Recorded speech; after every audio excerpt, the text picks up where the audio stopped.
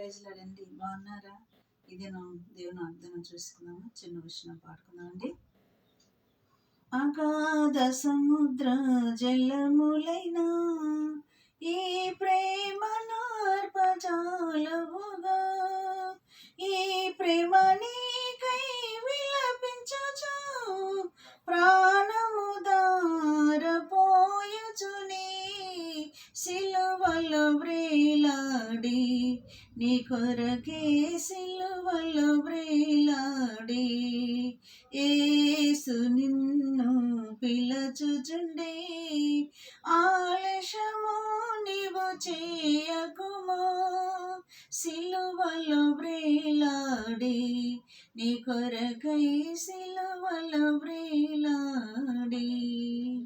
ఇది నా దేవుని అర్థం చూసుకున్నాం అండి. మనం యెషయా 51:2 మనం చదువుకుందామండి. అతడు ఒంటరి ఉండగా నేను అతనిని పిలిచి తిని అతనిని ఆశీర్వదించి అతనిని ఎక్కువ మంది అగినట్లుగా చేసి తిని. ఇది నా వాగ్దానం అండి. అతడు ఒంటరి ఉండగా నేను అతన్ని పిలిచి తిని అతన్ని ఆశీర్వదించి అతన్ని ఎక్కువ మంది అగినట్లు చేసి తిని. ఇది నా వాగ్దానం అండి. ఒంటరిగా ఉన్నానని బాధపడుతున్నారా?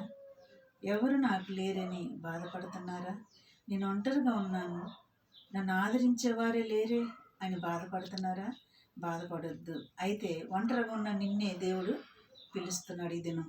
మరి ఇటు మాటలను బట్టి మనం ప్రార్థన చేసుకుందామండి. ఒంటరిగా ఉన్న బిడ్డల్ని పిలుచుకొని ఆయన ధైర్యపరిచి సహాయం చేసే దేవుడు మన దేవుడు.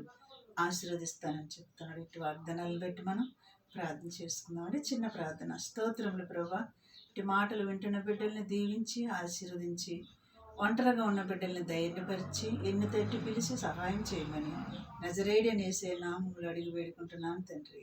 ఆమేన్. God bless you.